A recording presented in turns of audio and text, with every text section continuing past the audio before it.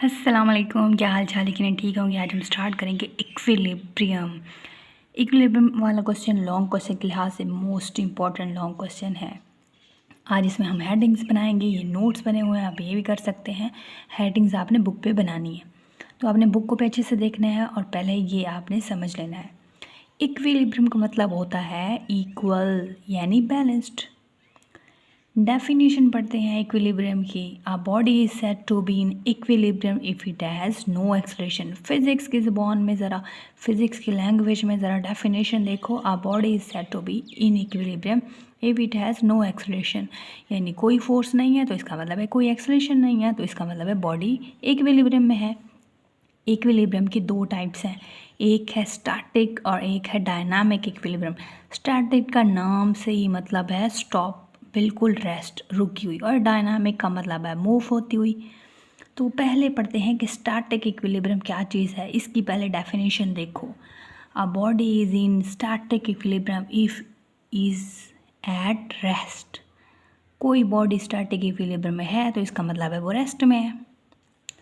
यहाँ पे एक आपको मेज़ है, टेबल दिखाई गई है, ऊपर बुक रखी गई है, इसके ऊपर दो फोर्सेस एक्ट कर रही हैं, एक वेट वाली नीचे है अपोजिट और एक ऊपर नॉर्मल फोर्स है, उसको हमने FN से शो कर दिया। एक्सप्लेनेशन पे आओ, बुक में आपने हेडिंग देनी है एक्सप्लेनेशन की। नेट फोर्स जो है वो ज़ीरो है। यहाँ पे ये जो था ना, ये एक्सलेशन थी जो कि ज़ीरो है। नेट फोर्स जो है वो ज़ीरो के इक्वल है, यानी FN जो है वो प्लस माइनस W क्यों है, क्योंकि ये नीचे है अपोजिट में है इसलिए माइनस W है, इज इक्वल टू ज़ीरो। तो FN माइनस, अब ये ब्रैकेट खोल गई तो ये minus is equal to zero. तो FW पहले इधर था, इधर जाके वो प्लस में हो गया। एग्जाम्पल है इलेक्ट्रिक बल्ब की, एग्जाम्पल है वहाँ पे आपकी बुक में, तो आप वो भी करनी है और ये सारा भी आपने करना है। अच्छा, डायनामिक इक्विलिब्रियम क्या चीज़ है। सबसे पहले डेफिनेशन, डायनामिक का भी मैंने कहा है कि उसका मतलब होता है movement. A body is in dynamic equilibrium if it is in moving with uniform velocity. अगर कोई बॉडी डायनामिक इक्विलिब्रियम में है तो इसका मतलब है वो बड़ी मूव करे, बड़ी आराम से उसकी यूनिफॉर्म वेलोसिटी में वो मूव कर रही है। अच्छा, यहाँ पे तो फार्मूले हैं आपकी बुक में, आई थिंक ये फार्मूले नहीं लिखे हुए।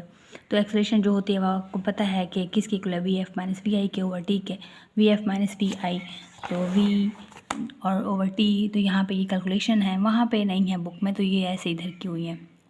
तो V minus V over T, zero over T is equal to zero. तो ये आपने ये नहीं करनी, बुक में नहीं है तो आपने भी नहीं करनी, सिर्फ समझना था। अच्छा, यहाँ पे एग्जांपल है पैराट्रूपर की। आपको पता है पैराट्रूपर वो जो नीचे पैराशूट उसका खुलता है और वो नीचे छलांग लगाता है, तो वो आहिस्ता आहिस्ता, पहले तो वो फ़ौरन नीचे गिरता है, लेकिन फिर वो आहिस्ता आहिस्ता जो है वो आहिस्ता आहिस्ता उसकी मूवमेंट नीचे आना शुरू हो जाती है। इसका मतलब वो आहिस्ता आहिस्ता बैलेंस होना शुरू हो जाता है, ठीक है।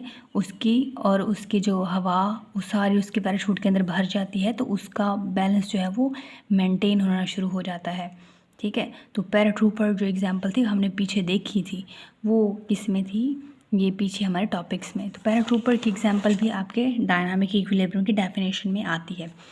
यहाँ पे हमने क्या पढ़ा, हमने डेफिनेशंस, हमने हेडिंग्स बनाई, इक्विलिब्रियम की डेफिनेशन पढ़ी, फिर टाइप्स पढ़ी, उसकी टाइप्स की हेडिंग डालनी है, डेफिनेशंस, एग्जांपल देनी है, फिर ये एक्सप्लेनेशन लिखनी है, डायनामिक इक्विलिब्रियम की डेफिनेशन, एग्जांपल, और फिर उसके बाद है कंडीशन। ये नेक्स्ट टॉपिक है, हम नेक्स्ट पढ़ेंगे। अब हम पढ़ते हैं कंडीशंस ऑफ इक्विलिब्रियम। कंडीशंस क्या है। कंडीशन का मतलब है क्लासेस, शराइत। तो दो किस्म की कंडीशन हो सकती हैं इक्विलिब्रियम की। पहली कंडीशन क्या है कि vector sum of all the forces acting on a body is zero. जो वेक्टर सम है, जितनी भी फोर्सेस लग रही हैं उनका वेक्टर सम, उस बॉडी पे जितनी भी फोर्सेस लग रही हैं उनका वेक्टर सम जो है वो ज़ीरो है। फॉर एग्जांपल ये एक बॉडी है,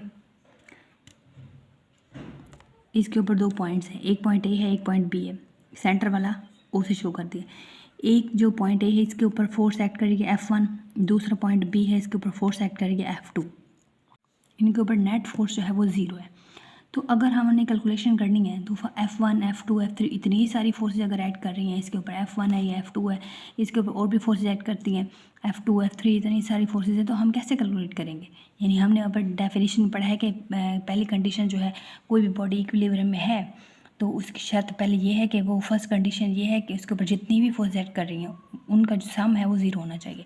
फॉर एग्जांपल यहाँ पे F1 F2 दिखा दिए, दोनों अपोजिट है, इस पर और भी काफ़ी सारी फोर्स एक्ट कर रही हैं। तो F1 F2 F3 ये जो है infinity is equal to zero. तो हमने पीछे भी पढ़ा था कि हम इकट्ठा इनको सिग्मा से शो कर देते थे, तो यहाँ पे sigma F is equal to zero. अगर हम इन टर्म्स ऑफ एक्स और वाई के कंपोनेंट की फर्स्ट कंडीशन को एक्सप्लेन करें in terms of X and Y component, तो हम देखेंगे F1x F2x F3x is equal to zero, यानी सिग्मा Fx। अब वाई में हम करें तो F1y plus F2y plus F3y is equal to zero. तो यहाँ सिग्मा Fy भी ज़ीरो के इक्वल आता है। तो अगर Fx और Fy के टर्म में देख लें तो हमारे पास यहाँ पे एक पॉइंट A बनेगा, यहाँ पे पॉइंट B बनेगा, सेंटर वाला ज़ीरो होगा। इस साइड पे जो लग रही होगी वो Fx होगी और इस साइड पे होगी B वाली साइड पे, B की साइड पे जो लग रही होगी वो Fy होगी। तो यहाँ पे भी जो आपका रिजल्टेंट आएगा वो ज़ीरो रहेगा। सेकेंड कंडीशन क्या है इक्विलिब्रियम के लिए क्या होनी चाहिए, वो ये है कि जितना भी vector of all the torque, अब यहाँ टॉर्क की बात होगी, एक्टिंग ऑन अ बॉडी, जितने भी टॉर्क बॉडी के ऊपर हो रहे हैं वो ज़ीरो होना चाहिए। पहले थी फोर्सेस ज़ीरो हों, vector of all the forces पीछे थी जितने भी बॉडी पे वो ज़ीरो होना। अब बात हो रही है टॉर्क की, जितना भी टॉर्क लग रहा है बॉडी पे हर किस्म का ऑफ ऑल द टॉर्क्स, तो वो ज़ीरो होना चाहिए। मैथमेटिकल फॉर्म में आप देखें तो यहाँ पे सिग्मा टी जो है, अब यहाँ पे पहले हम लास्ट में पढ़ा था कि वो Fx Fy वाले इतने सारी पढ़ी थी कि इतने सारे फोर्सेस, तो यहाँ पे हमने डायरेक्ट कर दिया है कि जितने सारे टॉर्क लग रहे हैं उसको हमने सिग्मा टी से शो कर दिया। सिग्मा यूज सम के लिए यूज़ होता है, सारे इकट्ठी कलेक्शन के लिए यूज़ होता है। जितना भी टॉर्क लग रहा है वो ज़ीरो के इक्वल है। तो ये मैथमेटिकल फॉर्म है सेकेंड कंडीशन की। पहली कंडीशन ये थी कि जितनी भी फोर्सेज लग रही हैं वहाँ पर जो है वो उनका वैक्टर सम जो है ज़ीरो होना चाहिए। सेकेंड कंडीशन में भी जितने टॉर्क लग रहे हैं उनका जो है वो ज़ीरो होना चाहिए, टॉर्क ज़ीरो होना चाहिए जितना बॉडी पे लग रहा है। यहाँ तक कोई मसला हो ज़रूर पूछिएगा। वीडियो अच्छी लगे तो लाइक कमेंट शेयर ज़रूर कर दें। कोई मसला हो ज़रूर पूछ सकते हैं कमेंट सेक्शन में। अपना ख्याल रखिएगा, कोई सजेशन देनी हो दे सकते हैं।